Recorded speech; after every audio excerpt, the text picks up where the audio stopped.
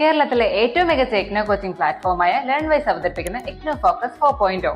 Learnwise academic research ടീമിന്റെ നേതൃത്വത്തിൽ IGNOU previous year question paper ultimate analysis 4.0യിലൂടെ ഇഗ്നോ ഡിഗ്രി PG പ്രോഗ്രാമുകളുടെ previous year question paper machine learning algorithms ഉപയോഗപ്പെടുത്തി വളരെ കോംപ്രിഹെൻസീവായ രീതിയിൽ അനലൈസ് ചെയ്ത് നിങ്ങളുടെ മുന്നിലേക്ക് എത്തിക്കുന്നു. ഇഗ്നോ ഫോക്കസിന്റെ ഭാഗമായിട്ടുള്ള മുൻകാല ചോദ്യ പേപ്പറുകളുടെ ഡീറ്റെയിൽഡ് അനാലിസിസും പ്രഡിക്റ്റീവ് ക്വസ്റ്റ്യൻ പേപ്പേഴ്സിന്റെ മോഡൽ ആൻസേഴ്സും അടങ്ങിയ PDF ഫയലുകൾ ലേൺവൈസിന്റെ ആപ്പിൽ അതാത് കോഴ്സുകളിൽ ലഭ്യമാണ്. ലേൺവൈസിന്റെ പ്രോഗ്രാമുകളെ കുറിച്ച് കൂടുതൽ അറിയാൻ വീഡിയോയുടെ ഡിസ്ക്രിപ്ഷൻ ബോക്സ് സന്ദർശിക്കുക. അവിടെ കാണുന്ന നമ്പറിൽ വാട്സ്ആപ്പ് വഴിയോ കോൾ വഴിയോ എത്രയും പെട്ടെന്ന് ബന്ധപ്പെടുക. 75 92 93 96 16 എന്നതാണ് നമ്പർ. ഒന്നുകൂടെ പറയാം, 75 92 93 96 16. അപ്പോൾ വരുന്ന ഇഗ്നോ എക്സാംസിന് എല്ലാ ലേണേഴ്സിനും എല്ലാവിധ ആശംസകളും നേരുന്നു. All the best. Hi all, welcome to Learnwise. ലേൺവൈസിൽ ഇന്ന് നമ്മൾ നോക്കാൻ പോകുന്നത് ഇഗ്നോ യൂണിവേഴ്സിറ്റിയുടെ MA ഹിസ്റ്ററിയുടെ MHI 105 എന്ന് പറയുന്ന പേപ്പറിന്റെ ക്വസ്റ്റ്യൻ പേപ്പർ അനാലിസിസ് വീഡിയോ ആണ്. MHI 105 history of Indian economy first from earliest times to circa 1700 എന്ന് പറയുന്ന പേപ്പറുടെയാണ് ക്വസ്റ്റ്യൻ പേപ്പർ അനാലിസിസ് വീഡിയോ നമ്മളിവിടെ കണ്ടക്ട് ചെയ്യുന്നത്. തീർച്ചയായും ഈ പേപ്പറുടെ പരീക്ഷ എഴുതാൻ പോകുന്ന കുട്ടികൾക്ക് ഇത് വളരെ ഹെൽപ്ഫുൾ ആയിട്ടുള്ള ഒരു വീഡിയോ ആയിരിക്കും. അപ്പൊ ഇങ്ങനെ ഒരു വീഡിയോയിൽ നമ്മൾ കൃത്യമായി ഒരു ഡോക്യുമെന്റ് റോഡ് മാപ്പ് കണ്ടക്ട് ചെയ്യുന്നുണ്ട്. അതായത് സിലബസ് കൃത്യമായി മാപ്പ് ചെയ്ത് അതിൽ നിന്നും ഏതൊക്കെ ഭാഗങ്ങൾക്കാണ് നിങ്ങൾ ഫോക്കസ് നൽകേണ്ടത്, ഏതൊക്കെ ഭാഗത്തു നിന്നുള്ള ഏതെല്ലാം ടോപ്പിക്കുകളാണ് മുൻതവണ ചോദിച്ചിട്ടുള്ളത്, അത് എത്ര തവണ ചോദിച്ചിട്ടുണ്ട് എന്നുള്ള കാര്യങ്ങളെല്ലാം കൃത്യമായി ഒരു സിലബസ് മാപ്പിംഗിലൂടെ അനലൈസ് ചെയ്യുന്നുണ്ട്. എക്സാം പാറ്റേൺ എങ്ങനെയാണെന്ന് വിശകലനം ചെയ്യുന്നുണ്ട്. ക്വസ്റ്റ്യൻ ഫോർമാറ്റ് എങ്ങനെയാണ്, മാർക്ക് ഡിസ്ട്രിബ്യൂഷൻ എങ്ങനെയാണ്, ഫോക്കസ് ചെയ്യേണ്ട ഏരിയ ഏതൊക്കെയാണ് എന്ന് പറയുന്നുണ്ട്. സാധ്യതയുള്ള ചോദ്യങ്ങൾ ഏതൊക്കെയാണെന്നും, അതായത് തുടരെ ചോദിച്ച ചോദ്യങ്ങൾ ഏതൊക്കെയാണെന്നും, ഹൈലൈറ്റ് ചെയ്ത് പഠിക്കേണ്ട കോണ്ടന്റ്സ് ഏതൊക്കെയാണെന്നും കൃത്യമായി വിശകലനം ചെയ്യുന്നുണ്ട്. ദെൻ അതിനു പുറമെ ലേൺവൈസിന്റെ ഭാഗത്തു നിന്നും നമ്മളൊരു പ്രോബബിലിറ്റി ആൻഡ് പ്രഡിക്ഷൻ കൂടി കണ്ടക്ട് ചെയ്യുന്നുണ്ട്. അതായത് വരാൻ സാധ്യതയുള്ള ചോദ്യങ്ങൾ ഏതൊക്കെയാണെന്നുള്ളതിന്റെ ഒരു സാധ്യതാ പട്ടികയും അതേപോലെ തന്നെ പ്രഡിക്ഷനും നടത്തുന്നുണ്ട്. ഇതിനെല്ലാം പുറമെ ഒരു മോക്ക് പ്രഡിക്റ്റീവ് ക്വസ്റ്റ്യൻ പേപ്പർ കൂടി നിങ്ങൾക്കായി നൽകുന്നുണ്ട്. തീർച്ചയായും നിങ്ങൾക്ക് അത് ആൻസർ ചെയ്ത് നോക്കാവുന്നതാണ്. ദെൻ പരീക്ഷയുടെ മോഡൽ ആൻസേഴ്സ് എഴുതേണ്ട രീതി എങ്ങനെയൊക്കെയാണ്, മാർക്കിംഗ് സ്കീം എന്തൊക്കെയാണെന്നുള്ളതും ഡിസ്കസ് ചെയ്യുന്നുണ്ട്. നമുക്ക് സിലബസ് മാപ്പിംഗ് ടേബിൾ എങ്ങനെയാണെന്നുള്ളത് നോക്കാം. ആദ്യമായി block 1 unit 1 economic historiography of early India എന്ന ഭാഗത്തു നിന്നും 5 തവണയാണ് ഈ ഒരു ചോദ്യം മുൻകാല പരീക്ഷകളിൽ ചോദിച്ചിട്ടുള്ളത്. അടുത്തതായി block 1 unit 2 historiography of medieval economy എന്ന ടോപ്പിക് 6 തവണയാണ് അത് റിപ്പീറ്റ് ചെയ്ത് ചോദിച്ചിട്ടുള്ളത്. ബ്ലോക്ക് 1 തന്നെ 3ാമത്തെ യൂണിറ്റിലെ എൻവിയോൺമെന്റൽ zones and Indian economic history എന്ന് പറയുന്ന ടോപ്പിക് 4 തവണ റിപ്പീറ്റ് ചെയ്തു വന്ന ചോദ്യമാണ്.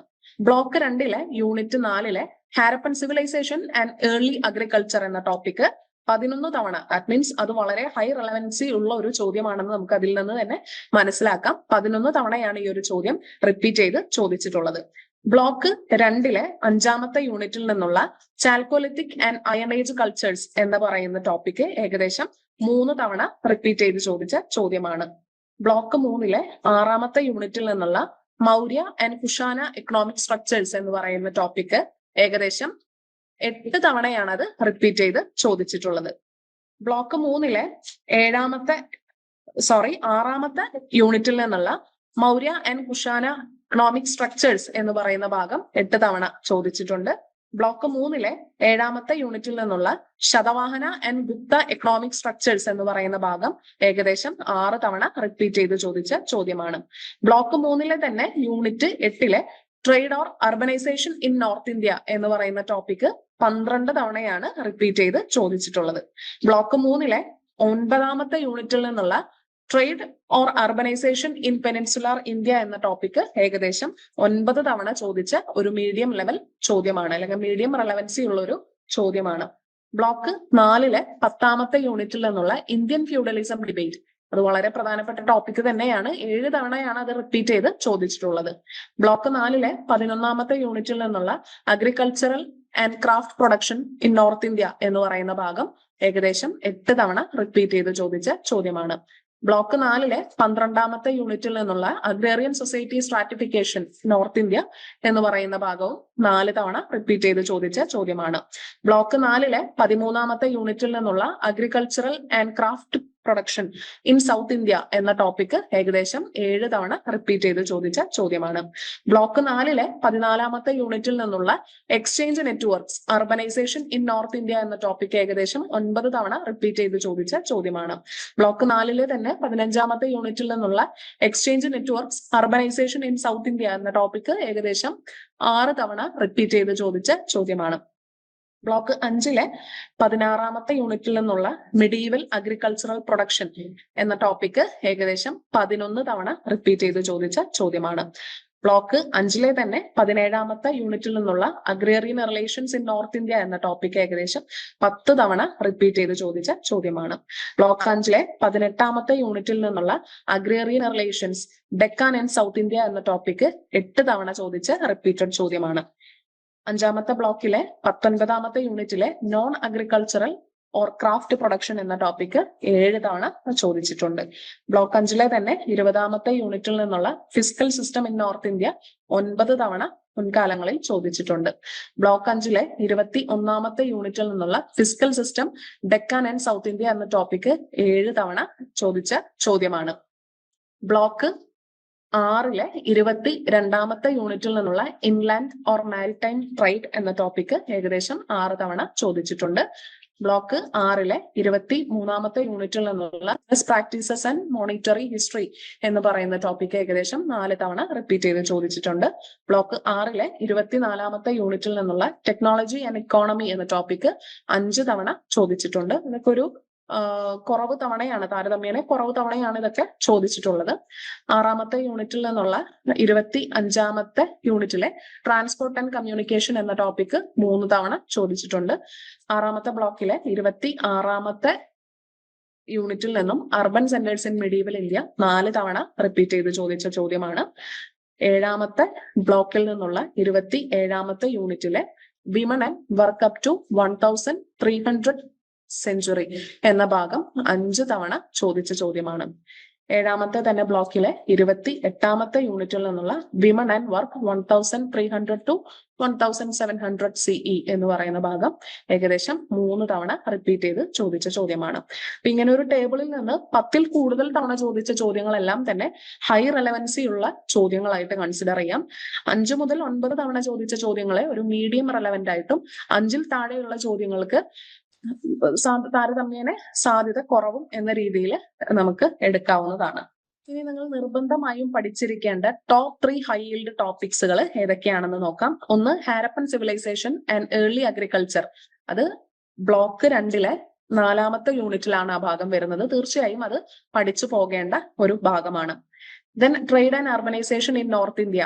അത് ബ്ലോക്ക് 3 യൂണിറ്റ് 8ാമത്തെ ഭാഗത്ത് വരുന്ന ഒരു ടോപ്പിക്കാണ്. അതും നിർബന്ധമായും പഠിച്ചു പോകുക. പ്രത്യേകിച്ച് അതിനകത്ത് പറയുന്ന എക്കണോമിക് തീമുകൾ, അർബൻ ഗ്രോത്തുമായി ബന്ധപ്പെട്ടുകൊണ്ടുള്ള, എക്സ്ചേഞ്ച് സിസ്റ്റവുമായി ബന്ധപ്പെട്ടുകൊണ്ടുള്ള എക്കണോമിക് തീംസ് കൃത്യമായി പഠിച്ചു പോവുക. അടുത്ത ഭാഗം മെഡീവൽ അഗ്രികൾച്ചറൽ പ്രൊഡക്ഷൻ എന്ന് പറയുന്ന ടോപ്പിക്. അത് 5ാമത്തെ ബ്ലോക്കിലെ 16ാമത്തെ യൂണിറ്റിൽ നിന്നുള്ള ഭാഗമാണ്. അതും നിർബന്ധമായും പഠിച്ചു പോകേണ്ട ഒരു ചോദ്യമാണ്. ഇനി നമുക്ക് എക്സാം പാറ്റേൺ എത്തരത്തിലാണെന്നുള്ളത് നോക്കാം. തീർച്ചയായിട്ടും നമുക്ക് എക്സ്പെക്ട് ചെയ്യാവുന്ന ചോദ്യങ്ങളുടെ ഒരു ഫോർമാറ്റ് എന്ന് പറയുന്നത് ഇതാണ്.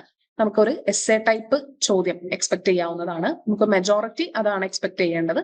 Then short note format, critical review or discussion, then comparative or analytical format type questions. അപ്പോ ഇത് ഡിസ്കസ് ചെയ്യുമ്പോൾ ഈ എസ്സേ ടൈപ്പ് ചോദ്യങ്ങളെല്ലാം തന്നെ 20 മാർക്ക് ചോദ്യങ്ങളായിരിക്കും. ഇത് നിങ്ങൾ 450 മുതൽ 500 വേർഡ്സിലാണ് ഇതിന്റെ ഉത്തരം എഴുതേണ്ടത്. ഷോർട്ട് നോട്ട് ചോദ്യങ്ങളെല്ലാം തന്നെ 10 മാർക്ക് ചോദ്യങ്ങൾക്കാണ് നമുക്ക് എക്സ്പെക്ട് ചെയ്യേണ്ടത്. 225 മുതൽ 250 വരെ വേർഡ്സിലാണ് ഇതിന്റെ ഉത്തരങ്ങൾ എഴുതേണ്ടത്. ദെൻ അടുത്തത് നമുക്ക് എക്സ്പെക്ട് ചെയ്യാവുന്ന ഒരു പാറ്റേൺ ആണ് ക്രിട്ടിക്കൽ റിവ്യൂ അല്ലെങ്കിൽ ഡിസ്കഷൻ വൈസ് ചോദ്യങ്ങൾ. അതും എസ്സേ ടൈപ്പ്, അതായത് ലോങ് എസ്സേ മോഡലിലാണ് അതിന്റെ ഉത്തരം എഴുതേണ്ടത്. എഴുതേണ്ട രീതി എന്ന് പറയുന്നത് ക്രിട്ടിക്കൽ അനാലിസിസ് ആയിരിക്കണം ഉത്തരത്തിൽ നൽകേണ്ടത്. 20 മാർക്ക് ചോദ്യമായിരിക്കും. 450 മുതൽ 500 വേർഡ്സിൽ ഉത്തരം എഴുതാവുന്നതാണ്. ദെൻ കമ്പയർ ചെയ്തുകൊണ്ട് അല്ലെങ്കിൽ അനലൈസ് ചെയ്തുകൊണ്ടുള്ള ചോദ്യങ്ങളായിരിക്കും. അതും നമുക്ക് 20 മാർക്ക് ചോദ്യങ്ങളായിട്ട് എക്സ്പെക്ട് ചെയ്യാവുന്നതാണ്. 450 മുതൽ 500 വേർഡ്സിൽ ഉത്തരം എഴുതാവുന്നതാണ്. അടുത്തതായി നമുക്ക് മാർക്ക് ഡിസ്ട്രിബ്യൂഷൻ അനാലിസിസ് എങ്ങനെയാണെന്ന് നോക്കാം. ബ്ലോക്ക് 1 നിന്ന് നമുക്ക് ഏകദേശം 12 മാർക്ക് ചോദ്യങ്ങൾ, അതായത് ഏകദേശം 12% ചോദ്യങ്ങൾ ടോട്ടൽ എക്സ്പെക്ട് ചെയ്യാവുന്നതാണ്. ബ്ലോക്ക് 2 നിന്ന് 15 മാർക്കിന്റെ ചോദ്യങ്ങൾ എക്സ്പെക്ട് ചെയ്യാം. ബ്ലോക്ക് 3 നിന്ന് 18, ബ്ലോക്ക് 4 നിന്ന് 14, ബ്ലോക്ക് 5 നിന്ന് 21% ചോദ്യങ്ങൾ എക്സ്പെക്ട് ചെയ്യാം. 21% മാർക്ക്. ബ്ലോക്ക് 6 നിന്ന് 10 മാർക്കിന്റെ ചോദ്യങ്ങൾ വരെ എക്സ്പെക്ട് ചെയ്യാം. ബ്ലോക്ക് 7 നിന്നും 10 മാർക്ക്. ഇനി നമുക്ക് ഓരോ ടൈപ്പ് അല്ലെങ്കിൽ ഓരോ ഫോർമാറ്റ് ചോദ്യങ്ങളുടെയും വെയിറ്റേജ് എത്രത്തോളം ആയിരിക്കും എന്നുള്ളത് നോക്കാം. തീർച്ചയായിട്ടും നമുക്ക് എസ്എ ടൈപ്പ് ചോദ്യങ്ങൾ, ഒരു ചോദ്യപേപ്പറിന്റെ മെജോറിറ്റി മാർക്ക് ഡിസ്ട്രിബ്യൂഷനും എസ്എ ടൈപ്പ് ചോദ്യങ്ങൾക്കായിരിക്കും ഉണ്ടായിരിക്കുക.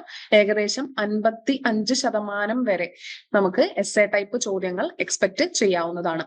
ഷോർട്ട് നോട്ട് ചോദ്യങ്ങൾ 20 മുതൽ 25% മാർക്കിനായിരിക്കും ഉണ്ടായിരിക്കുക.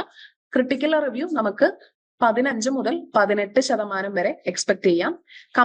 കമ്പാരേറ്റീവ് ചോദ്യങ്ങൾക്ക് നമുക്ക് 10% ആയിരിക്കും അത്തരത്തിലുള്ള ചോദ്യങ്ങൾ എക്സ്പെക്ട് ചെയ്യേണ്ടതായിട്ടുണ്ടാവുക. നിങ്ങൾ ഇഗ്നോയിൽ ജോയിൻ ചെയ്തിട്ടുള്ള ഒരാളാണോ? അല്ലെങ്കിൽ ഇഗ്നോയിൽ ജോയിൻ ചെയ്ത് ഡിഗ്രി PhD നേടണമെന്ന് ആഗ്രഹിക്കുന്ന ഒരാളാണോ? ആണെങ്കിൽ നിങ്ങൾക്ക് വേണ്ടിയുള്ളതാണ് ലേൺവൈസ് പ്ലാറ്റ്ഫോം. കേരളത്തിലെ ഏറ്റവും മികച്ച ഇഗ്നോ സപ്പോർട്ട് പ്ലാറ്റ്ഫോം ആയ ലേൺവൈസിന്റെ സഹായത്തോടു കൂടി രാജ്യത്തെ ഏറ്റവും മികച്ച, ഏറ്റവും ക്രെഡിബിൾ ആയിട്ടുള്ള ഡിസ്റ്റൻസ് എഡ്യൂക്കേഷൻ യൂണിവേഴ്സിറ്റി ആയിട്ടുള്ള ഇഗ്നോയിൽ നിന്ന് നിങ്ങൾക്ക് ഡിഗ്രി PG MBA എല്ലാം നേടാം. ഇഗ്നോ നൽകി വരുന്ന 36ഓളം പ്രോഗ്രാമുകളിൽ നിങ്ങൾക്ക് first year, second year, third year, fourth ഇയറിന് ആവശ്യമായിട്ടുള്ള ഫുൾ സപ്പോർട്ട് ലേൺവൈസിൽ അവൈലബിൾ ആണ്. തങ്ങളുടെ എല്ലാ ലേണേഴ്സിനും കൃത്യമായ മെന്റർഷിപ്പോട് കൂടി കോംപ്രിഹെൻസീവ് ആയ ഒരു ഡിഗ്നിഫൈഡ് ലേണിംഗ് എക്സ്പീരിയൻസ് ഉറപ്പാക്കുന്ന ലേൺവൈസിന്റെ മറ്റ് സവിശേഷതകൾ നിങ്ങൾക്ക് ഇവിടെ കാണാം. ലേൺവൈസിൽ നിന്ന് പഠിച്ചിറങ്ങിയവരുടെയും നിലവിൽ പഠിച്ചുകൊണ്ടിരിക്കുന്നവരുടെയും എക്സ്പീരിയൻസ് അറിയുന്നതിന് എത്രയും പെട്ടെന്ന് ലേൺവൈസ് യൂട്യൂബ് ചാനൽ സന്ദർശിക്കുക. അവിടെ നിങ്ങൾക്ക് ഒരുപാട് വീഡിയോസ് കാണാൻ സാധിക്കുന്നതാണ്. ലേൺവൈസിനെ പറ്റി കൂടുതൽ അറിയുന്നതിനായിട്ട് എത്രയും പെട്ടെന്ന് താഴെ കാണുന്ന നമ്പറിൽ വാട്സ്ആപ്പ് വഴിയോ കോൾ വഴിയോ ബന്ധപ്പെടുക. ഇനി നമുക്ക് പ്രിപ്പറേഷൻ ടിപ്സ് എങ്ങനെയാണെന്നുള്ളത് നോക്കാം. എക്സാം എങ്ങനെ സ്ട്രാറ്റജിക്കലി നമുക്ക് അതിനെ നേരിടാം എന്നുള്ളത്. തീർച്ചയായും നമുക്ക് 3 മണിക്കൂറാണ് ഒരു പരീക്ഷ എഴുതാനുള്ള സമയം എന്ന് പറയുന്നത്. 100 മാർക്കിന്റെ ആയിരിക്കും നിങ്ങളുടെ ഒരു ചോദ്യ പേപ്പർ എന്ന് പറയുന്നത്. ഈ 100 മാർക്കിന്റെ ചോദ്യത്തിൽ നിങ്ങൾ ഒരു ക്വസ്റ്റ്യൻ അറ്റൻഡ് ചെയ്യുമ്പോൾ, പ്രത്യേകിച്ച് ഒരു എസ്എ ടൈപ്പ് ചോദ്യം അറ്റൻഡ് ചെയ്യുമ്പോൾ മാക്സിമം ആ ഒരു ചോദ്യത്തിന് 30 മുതൽ 35 മിനിറ്റ് വരെ സമയമേ നൽകാവൂ. ഇനി നിങ്ങൾ ഒരു ഷോർട്ട് നോട്ട് ആൻസർ ആണ് എഴുതുന്നതെങ്കിൽ 20 മുതൽ 22 മിനിറ്റ് മാത്രമേ അത്തരം ചോദ്യങ്ങൾക്ക് എടുക്കാവൂ. അടുത്തതായി ടോപ്പ് 10 റിക്കറിംഗ് ക്വസ്റ്റ്യൻസ് ഏതൊക്കെയാണെന്ന് നോക്കാം. ആദ്യത്തെ ചോദ്യം വരുന്നത് ഇന്ത്യൻ സബ് കോണ്ടിനെന്റിലെ അഗ്രേറിയൻ എൻവയോൺമെന്റുമായി ബന്ധപ്പെട്ടുകൊണ്ടുള്ള അതിന്റെ ഫാക്ടേഴ്സ് ചോദിച്ചുകൊണ്ടുള്ള ചോദ്യമാണ്. അത് ഏകദേശം 6 തവണയാണ് മുൻകാലങ്ങളിൽ ചോദിച്ചിട്ടുള്ളത്. രണ്ടാമത്തത് ഹാരപ്പൻ സിവിലൈസേഷനെ കുറിച്ചുള്ള ഭാഗമാണ്. തീർച്ചയായും അതിന്റെ ഫീച്ചേഴ്സ് ആണ് പഠിക്കേണ്ടത്. അതും 6 തവണയോളം മുൻകാലങ്ങളിൽ ചോദിച്ചിട്ടുണ്ട്. അടുത്തത് അർബൻ ഡീക്കേയുമായി സംബന്ധിച്ചിട്ടുള്ള ഡിബേറ്റ് ആണ്. അത് വളരെ പ്രധാനപ്പെട്ട ഒരു ടോപ്പിക്കാണ്. 5 തവണയാണ് ഈ ഒരു ചോദ്യം മുൻകാലങ്ങളിൽ അപ്പിയർ ചെയ്തിട്ടുള്ളത്. അത് മിഡീവൽ ടൈമിലെ അർബൻ ഡീക്കയെ കുറിച്ചാണ് ഇവിടെ ചോദിക്കുന്നത്. 4ാമത്തെ പാർട്ട് എന്ന് പറയുന്നത് ലാൻഡ് റവന്യൂ സിസ്റ്റം, മുഗൾ എംപയറിന് കീഴിലുള്ള ലാൻഡ് റവന്യൂ സിസ്റ്റം എത്തരത്തിലായിരുന്നു എന്നുള്ള ഭാഗമാണ്. അത് ഏകദേശം 6 തവണയോളം ആ ഒരു ചോദ്യം മുൻകാലങ്ങളിൽ ചോദിച്ചിട്ടുണ്ട്. അടുത്തത് മിഡീവൽ പീരീഡിലെ ടെക്നോളജിക്കൽ ചേഞ്ചസിന്റെ നേച്ചറിനെ കുറിച്ചുള്ള ചോദ്യമാണ്. 5 തവണയോളം ആ ഒരു ചോദ്യം മുൻകാലങ്ങളിൽ അപ്പിയർ ചെയ്തിട്ടുണ്ട്.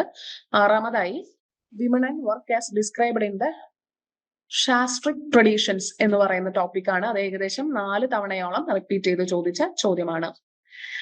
7ാമത്തത് അഗ്രേറിയൻ എക്സ്പാൻഷനെ കുറിച്ചുള്ള ചോദ്യമാണ്. അതിന്റെ പ്രോസസ്സിനെ കുറിച്ചുള്ള ഭാഗമാണ് ചോദിച്ചിട്ടുള്ളത്. 4 തവണയാണ് ഈ ഒരു ഭാഗം മുൻകാലങ്ങളിൽ ചോദിച്ചിട്ടുള്ളത്. 8ാമതായി ഇൻഡോ റോമൻ ട്രേഡിനെ കുറിച്ചുള്ള ഷോർട്ട് നോട്ടാണ് ചോദിച്ചിട്ടുള്ളത്. 5 തവണയാണ് ഈ ഒരു ചോദ്യം വന്നിട്ടുള്ളത്. 9ാമതായി മെർച്ചന്റ് ഗിൽഡിന്റെ റോള്, അർബനൈസേഷൻ, പ്രത്യേകിച്ച് സൗത്ത് ഇന്ത്യയിലെ അർബനൈസേഷന്റെ ഗ്രോത്തിന് മെർച്ചന്റ് ഗിൽഡുകൾ വഹിച്ച പങ്കിനെ കുറിച്ചാണ് ചോദ്യം. 4 തവണയാണ് ഈ ഒരു ചോദ്യം ചോദിച്ചിട്ടുള്ളത്. 10ാമത്തെ പ്രധാനപ്പെട്ട ടോപ്പിക് എന്ന് പറയുന്നത് പെസൻ റെസിസ്റ്റൻസ് ആണ്. അതായത് മിഡീവൽ കാലഘട്ടത്തിലെ, മധ്യകാലഘട്ടത്തിലെ കർഷകരുടെ ഭാഗത്തു നിന്നുള്ള കലാപങ്ങൾ അല്ലെങ്കിൽ റെസിസ്റ്റൻസ് എത്തരത്തിലുള്ളതായിരുന്നു എന്നുള്ള ചോദ്യമാണ്. ഇത് 4 തവണയാണ് ഈ ഒരു ചോദ്യം മുൻകാലങ്ങളിൽ ചോദിച്ചിട്ടുള്ളത്. ഇനി നമുക്ക് ഈ ഫ്രീക്വൻസി ടേബിൾ കൂടി ഒന്ന് അനലൈസ് ചെയ്യാം. ഇതിൽ അഗ്രേറിയൻ എൻവയോൺമെന്റ് ഫാക്ടേഴ്സ് എന്ന് പറയുന്ന ഭാഗം ഏകദേശം 6 തവണയോളം ചോദിച്ചിട്ടുണ്ട്. അത് ബ്ലോക്ക് 1 യൂണിറ്റ് 3 വരുന്നത്. അടുത്തതായി നമ്മൾ ഫ്രീക്വൻസി ടേബിൾ ആണ് നോക്കാൻ പോകുന്നത്.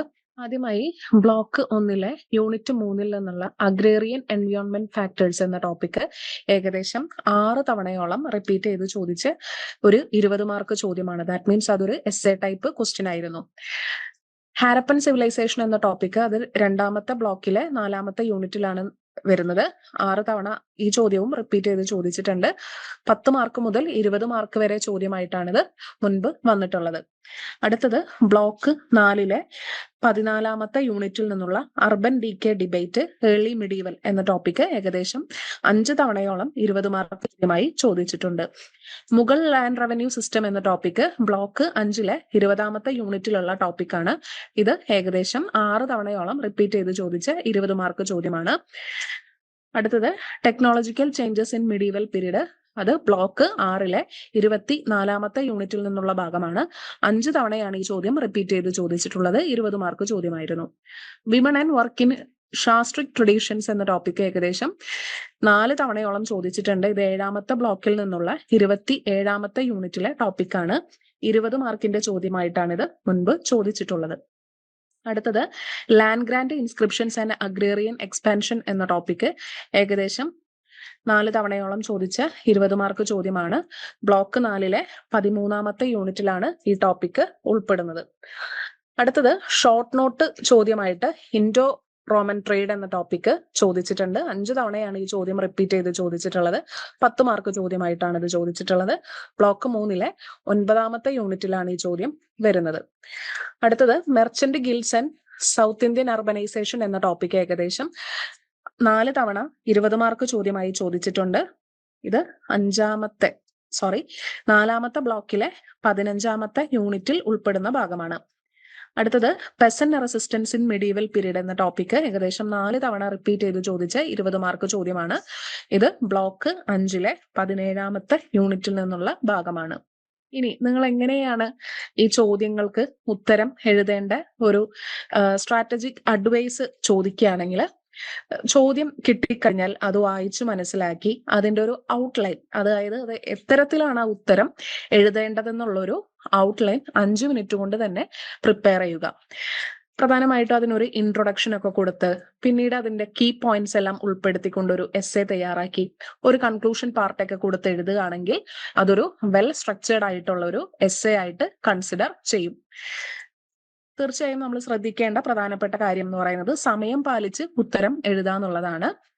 ഏകദേശം 15 മിനിറ്റ് സമയം വരെ നിങ്ങൾ ഇതിനായി നൽകുക. ഇങ്ങനെ ഒരു ഫുൾ ലെങ്ത് എസ്സേ എഴുതാനായി അല്ലെങ്കിൽ ആൻസർ എഴുതാനായി നൽകുക. തീർച്ചയായും നിങ്ങൾക്ക് ഈ ക്വസ്റ്റ്യൻസ് എല്ലാം തന്നെ പ്രാക്ടീസ് ചെയ്ത് നോക്കാവുന്നതാണ്. ഈ ടോപ്പ് 10 റിക്വയർഡ് ആയിട്ടുള്ള ക്വസ്റ്റ്യൻസ് എല്ലാം തന്നെ 1, 2, 3 തവണയൊക്കെ പ്രാക്ടീസ് ചെയ്ത് നോക്കാവുന്നതാണ്. അടുത്തതായി ലേൺ വൈസിന്റെ ഭാഗത്തു നിന്ന് നമ്മൾ നൽകുന്ന ഒരു പ്രോബബിലിറ്റി ആൻഡ് പ്രഡിക്ഷൻ അനാലിസിസ് ആണ്. ഇത് പ്രകാരം വരാൻ സാധ്യതയുള്ള ചോദ്യങ്ങൾ ഏതൊക്കെയാണെന്നും അത് എത്ര ശതമാനം സാധ്യതയാണ് ലേൺ വൈസ് അതിന് കാണുന്നത് എന്നുമാണ് ഇവിടെ ഡിസ്കസ് ചെയ്യുന്നത്. ആദ്യമായി അഗ്രേറിയൻ എൻവയോൺമെന്റ് ഫാക്ടേഴ്സ് എന്ന ചോദ്യം, അത് ബ്ലോക്ക് 1 3ാമത്തെ യൂണിറ്റിൽ ഉൾപ്പെടുന്ന ചോദ്യമാണ്. അതിന് ഏകദേശം ഒരു 60% സാധ്യത കാണുന്നുണ്ട്. ബ്ലോക്ക് 2 4ാമത്തെ യൂണിറ്റിൽ നിന്നുള്ള ഹാരപ്പൻ സിവിലൈസേഷൻ, അതിനും 60% സാധ്യത കാണുന്നുണ്ട്. 4ാമത്തെ ബ്ലോക്കിൽ നിന്നുള്ള 14ാമത്തെ യൂണിറ്റിലെ urban decay debate early medieval period എന്ന ടോപ്പിക്കിന് 50% സാധ്യത കാണുന്നുണ്ട്. 5ാമത്തെ ബ്ലോക്കിലുള്ള 20ാമത്തെ യൂണിറ്റിലെ മുഗൾ ലാൻഡ് റവന്യൂ സിസ്റ്റം എന്ന ടോപ്പിക്കിന് 60% സാധ്യത കാണുന്നുണ്ട്. 6ാമത്തെ ബ്ലോക്കിലെ 24ാമത്തെ യൂണിറ്റിൽ നിന്നുള്ള technological changes in medieval period എന്ന ടോപ്പിക്കിന് 50% സാധ്യത കാണുന്നുണ്ട്. 7ാമത്തെ യൂണിറ്റിലെ ബ്ലോക്കിലെ 27ാമത്തെ യൂണിറ്റിലെ women and work in Shastric tradition എന്ന ടോപ്പിക്കിന് 40% സാധ്യത കാണുന്നുണ്ട്. 4ാമത്തെ ബ്ലോക്കിൽ നിന്നുള്ള 13ാമത്തെ യൂണിറ്റിലെ land grant inscriptions and agrarian expansion എന്ന ടോപ്പിക്കിനും 40% സാധ്യത കാണുന്നുണ്ട്. 3ാമത്തെ ബ്ലോക്കിലെ 9ാമത്തെ യൂണിറ്റിലെ ഇൻഡോ റോമൻ ട്രേഡ് എന്ന ടോപ്പിക്ക് അത് ഷോർട്ട് നോട്ടായിട്ടാണ് എക്സ്പെക്ട് ചെയ്യുന്നത്. 50% സാധ്യത അതിനും കാണുന്നുണ്ട്. 4ാമത്തെ ബ്ലോക്കിലെ 15ാമത്തെ യൂണിറ്റിലെ merchant guilds and south Indian urbanisation എന്ന ടോപ്പിക്കിനും 40% സാധ്യത കാണുന്നുണ്ട്. അടുത്തത് 5ാമത്തെ ബ്ലോക്കിലെ 17ാമത്തെ യൂണിറ്റിലെ peasant resistance in medieval period എന്ന ടോപ്പിക്കിനും 40% സാധ്യത കാണുന്നുണ്ട്. ബാക്കി എല്ലാ പാഠഭാഗങ്ങൾക്കും ഏകദേശം 30% സാധ്യതയാണ് കാണുന്നത്. അടുത്തതായി ലേൺ വൈസിന്റെ ഭാഗത്ത് നൽകുന്ന പ്രെഡിക്റ്റീവ് ക്വസ്റ്റ്യൻ പേപ്പർ ആണ്. തീർച്ചയായും നിങ്ങൾക്കിത് വർക്കൗട്ട് ചെയ്ത് നോക്കാവുന്നതാണ്. നിങ്ങളുടെ ഇഗ്നു പരീക്ഷയുടെ അതേ മാതൃകയിലുള്ള ചോദ്യപേപ്പറാണ് ഇവിടെ നൽകിയിട്ടുള്ളത്. ഏതെങ്കിലും 5 ചോദ്യമാണ് അറ്റൻഡ് ചെയ്യേണ്ടത്. ഓരോ ചോദ്യത്തിനും ഈക്വൽ മാർക്കാണ്. ദാറ്റ് മീൻസ് 20 മാർക്കാണ് ഓരോ ചോദ്യത്തിനും. 500 വേർഡ്സിലാണ് ഉത്തരങ്ങൾ എഴുതേണ്ടത്. നമുക്ക് നേരെ ചോദ്യത്തിലേക്ക് പോകാം. ആദ്യത്തെ ചോദ്യം വന്നിട്ടുള്ളത് അഗ്രേറിയൻ എൻവിയോൺമെന്റ് എന്ന ഭാഗത്ത് നിന്നുള്ള അതുമായി ബന്ധപ്പെട്ടുകൊണ്ടുള്ള ചോദ്യമാണ്. അത് ബ്ലോക്ക് 1 3ാമത്തെ യൂണിറ്റിൽ ഉൾപ്പെടുന്ന ടോപ്പിക്കാണ്. പല കുട്ടികളും പറഞ്ഞു കേൾക്കുന്ന ഒരു കംപ്ലൈന്റ് ആണ്, ചോദ്യം വായിച്ചിട്ട് മനസ്സിലാകുന്നില്ല, അല്ലെങ്കിൽ വളരെ ടഫായിരുന്നു എന്ന രീതിയിൽ പറഞ്ഞ് മുൻപ് കേട്ടിരുന്നു. അത് നിങ്ങൾ ചോദ്യം വായിച്ച് വ്യക്തമായി അത് മനസ്സിലാക്കാത്തത് കൊണ്ടാണ്. അത് ഏത് പാഠഭാഗത്തു നിന്നാണെന്ന് വായിച്ച് മനസ്സിലാക്കിയാൽ തീർച്ചയായും നമുക്ക് അതിന്റെ ഉത്തരങ്ങൾ എഴുതാവുന്നതാണ്. 2ാമത്തെ ചോദ്യം ബ്ലോക്ക് 2 യൂണിറ്റ് 4 ഹാരപ്പൻ സിവിലൈസേഷനുമായി ബന്ധപ്പെട്ടുകൊണ്ടുള്ള ചോദ്യമാണ്. നിങ്ങൾ ഇഗ്നോയിൽ ജോയിൻ ചെയ്ത ഒരാളാണോ, അല്ലെ ഇഗ്നോയിൽ നിന്നൊരു ഡിഗ്രിയോ പിജിയോ ചെയ്യണമെന്ന് ആഗ്രഹമുള്ള ഒരാളാണോ? എങ്കിൽ നിങ്ങൾക്ക് വേണ്ടിയുള്ളതാണ് ലേൺ വൈസ് പ്ലാറ്റ്ഫോം. കേരളത്തിലെ ഏറ്റവും മികച്ച ഇഗ്നോ സപ്പോർട്ട് പ്ലാറ്റ്ഫോമായ ലേൺ വൈസിന്റെ സഹായത്തോടു കൂടി രാജ്യത്തെ ഏറ്റവും മികച്ച ഏറ്റവും ക്രെഡിബിൾ ആയിട്ടുള്ള ഡിസ്റ്റൻസ് എഡ്യൂക്കേഷൻ യൂണിവേഴ്സിറ്റിയായ ഇഗ്നോയിൽ നിന്ന് ഡിഗ്രി, PG, MBA ഒക്കെ നേടാം. 36ഓളം വരുന്ന പ്രോഗ്രാമുകൾ നിങ്ങൾക്ക് first year, second year, third year, fourth ഇയറിന് ആവശ്യമായിട്ടുള്ള ഫുൾ സപ്പോർട്ടും ലേൺ വൈസിൽ അവൈലബിൾ ആണ്. ഞങ്ങളുടെ ഓരോ ലേണേഴ്സിനും കൃത്യമായ മെന്റർഷിപ്പോട് കൂടി കോംപ്രിഹെൻസീവായ ഒരു ഡിഗ്നിഫൈഡ് ലേണിംഗ് എക്സ്പീരിയൻസ് ഉറപ്പുവരുത്തുന്ന ലേൺ വൈസിന്റെ സവിശേഷതകൾ നിങ്ങൾക്ക് ഇവിടെ കാണാം. ലേൺ വൈസിൽ മുൻപ് പഠിച്ചതോ ഇപ്പോൾ പഠിച്ചുകൊണ്ടിരിക്കുന്ന ലേണേഴ്സിന്റെ എക്സ്പീരിയൻസിനെ കുറിച്ച് അറിയുന്നതിനായി ലേൺ വൈസിന്റെ യൂട്യൂബ് ചാനൽ ഇപ്പോൾ തന്നെ സന്ദർശിക്കുക. അവിടെ നിങ്ങൾക്ക് ധാരാളം വീഡിയോസ് കാണാൻ കഴിയും. കൂടുതൽ വിവരങ്ങൾ അറിയുന്നതിനായി താഴെ കൊടുത്തിരിക്കുന്ന നമ്പറിൽ വാട്സ്ആപ്പ് വഴിയോ കോൾ വഴിയോ ബന്ധപ്പെടാം. 3ാമത്തെ ചോദ്യം വന്നിരിക്കുന്നത് ബ്ലോക്ക് 4 14ാമത്തെ യൂണിറ്റിൽ നിന്നുള്ള അർബൻ DK ഡിബേറ്റുമായി ബന്ധപ്പെട്ടുകൊണ്ടുള്ള ചോദ്യമാണ്. തീർച്ചയായും ഈ ചോദ്യം ചോദിച്ചിരിക്കുന്ന രീതി ഒന്ന് വായിച്ച് മനസ്സിലാക്കുക. 4ാമത്തെ ചോദ്യം ബ്ലോക്ക് 3 9ാമത്തെ യൂണിറ്റിൽ നിന്നുള്ള ഇൻഡോ റോമൻ ട്രേഡിനെ കുറിച്ചാണ്. 5ാമത്തത് ഷോർട്ട് നോട്ട് ചോദ്യങ്ങളാണ്. ഇപ്പോൾ ഈ ഷോർട്ട് നോട്ട് ചോദ്യങ്ങളിൽ ഏതെങ്കിലും 2 എണ്ണമാണ് നിങ്ങൾ അറ്റൻഡ് ചെയ്യേണ്ടത്. ഇതിലെ ആദ്യത്തെ ചോദ്യം ചോദ്യമായി നൽകിയിട്ടുള്ളത് ഇന്ത്യൻ അർബനൈസേഷനെ കുറിച്ച്, പ്രത്യേകിച്ച് സൗത്ത് ഇന്ത്യൻ അർബനൈസേഷനെ കുറിച്ച്, അതിലെ ക്രാഫ്റ്റ് ഗിൽഡുകളുടെ റോളിനെ കുറിച്ചുള്ള ചോദ്യമാണ്. അത് മെർച്ചന്റ് ഗിൽസ് ആൻഡ് അർബനൈസേഷൻ എന്ന ഭാഗവുമായി ബന്ധപ്പെട്ടുകൊണ്ടുള്ള ചോദ്യമാണ്. 4ാമത്തെ ബ്ലോക്കിലെ 15ാമത്തെ യൂണിറ്റിൽ നിന്നുള്ള ചോദ്യമാണ്. അടുത്ത ചോദ്യം അയൺ ടെക്നോളജിയുമായി ബന്ധപ്പെട്ടുകൊണ്ടുള്ള ചോദ്യമാണ്. അത് ബ്ലോക്ക് 2 5ാമത്തെ യൂണിറ്റിലാണ് ഉൾപ്പെടുന്നത്. അടുത്ത ചോദ്യം ബ്ലോക്ക് 4 12ാമത്തെ യൂണിറ്റിലെ അഗ്രേറിയൻ സൊസൈറ്റിയുമായി ബന്ധപ്പെട്ടുകൊണ്ടുള്ള ചോദ്യമാണ്. അടുത്ത ചോദ്യം ശതവാഹന എക്കോണമിയെ കുറിച്ചുള്ള ചോദ്യമാണ്. അത് ബ്ലോക്ക് 3 7ാമത്തെ യൂണിറ്റുമായി ബന്ധപ്പെട്ടുകൊണ്ടുള്ള ചോദ്യമാണ്. 6ാമത്തെ ചോദ്യം മുഗൾ റവന്യൂ സിസ്റ്റവുമായി ബന്ധപ്പെട്ടുകൊണ്ടുള്ള ചോദ്യമാണ്. അത് ബ്ലോക്ക് 5 20ാമത്തെ യൂണിറ്റിൽ ഉൾപ്പെടുന്ന ഭാഗമാണ്. 7ാമത്തെ ചോദ്യം വന്നിരിക്കുന്നത് ടെക്നോളജിക്കൽ ചേഞ്ചസിനെ കുറിച്ചുള്ള ചോദ്യമാണ്. അത് 6ാമത്തെ ബ്ലോക്കിലെ 24ാമത്തെ യൂണിറ്റുമായി ബന്ധപ്പെട്ടുകൊണ്ടുള്ള ചോദ്യമാണ്. 8ാമത്തെ ചോദ്യം വിമൺ ആൻഡ് പ്രൊഡക്ഷനുമായി ബന്ധപ്പെട്ടുകൊണ്ടുള്ള ചോദ്യമാണ്. അത് 7ാമത്തെ ബ്ലോക്കിലെ 27ാമത്തെ യൂണിറ്റിൽ ഉൾപ്പെടുന്ന ഭാഗമാണ്. 9ാമത്തെ ചോദ്യം 5ാമത്തെ ബ്ലോക്കിലെ 17ാം യൂണിറ്റിൽ ഉൾപ്പെടുന്ന പെസന്റ് റെസിസ്റ്റൻസുമായി ബന്ധപ്പെട്ടുകൊണ്ടുള്ള ചോദ്യമാണ്. തീർച്ചയായും ചോദ്യം ചോദിച്ചിരിക്കുന്ന രീതി വായിച്ച് മനസ്സിലാക്കുക. നമ്മളുടെ അടുത്ത് ആരും ഡയറക്റ്റ് എന്താണ് പെസന്റ് റെസിസ്റ്റൻസ് എന്നോ വിമൺ ആൻഡ് പ്രൊഡക്ഷൻ എങ്ങനെയായിരുന്നു എന്നോ ഡയറക്റ്റ് അത്തരത്തിലുള്ള ചോദ്യങ്ങൾ വരില്ല. 9ാമത്തെ ചോദ്യം പെസന്റ് റെസിസ്റ്റൻസുമായി ബന്ധപ്പെട്ടുകൊണ്ടുള്ള ചോദ്യം തന്നെയാണ്. അത് 5ാമത്തെ ബ്ലോക്കിലെ 17ാമത്തെ യൂണിറ്റിലാണ് ഉൾപ്പെടുന്നത്. 10ാമത്തെ ചോദ്യം തന്നിരിക്കുന്നത് ഷോർട്ട് നോട്ട് ഉത്തരങ്ങൾക്കാണ്. 250 വേർഡ്സിലാണ് ഉത്തരങ്ങൾ എഴുതേണ്ടത്. തീർച്ചയായും ഈ ചോദിച്ചവയിൽ നിന്ന് ഏതെങ്കിലും 2 എണ്ണത്തിനാണ് നിങ്ങൾ ആൻസർ എഴുതേണ്ടത്. ആദ്യത്തെ ചോദ്യം ബ്ലോക്ക് 4-ലെ 13-ാമത്തെ യൂണിറ്റിലെ ലാൻഡ് ഗ്രാന്റ്സ് ആൻഡ് അഗ്രേറിയൻ എക്സ്പാൻഷനുമായി ബന്ധപ്പെട്ടുകൊണ്ടുള്ള ചോദ്യമാണ്. അടുത്ത ചോദ്യം ബ്ലോക്ക് 5-ലെ 18-ാമത്തെ യൂണിറ്റിലെ ബലൂദേദാഴ്സ് എന്ന ടോപ്പിക്കുമായി ബന്ധപ്പെട്ടുകൊണ്ടുള്ള ചോദ്യമാണ്. അടുത്ത ചോദ്യം ബ്ലോക്ക് 6-ലെ 23-ാമത്തെ യൂണിറ്റിലെ ബിസിനസ് പ്രാക്ടീസുമായി ബന്ധപ്പെട്ടുകൊണ്ടുള്ള ചോദ്യമാണ്. അടുത്ത ചോദ്യം ബ്ലോക്ക് 5-ലെ 16-ാമത്തെ യൂണിറ്റിലെ അഗ്രികൾച്ചറൽ പ്രൊഡക്ഷനുമായി ബന്ധപ്പെട്ടുകൊണ്ടുള്ള ചോദ്യമാണ്.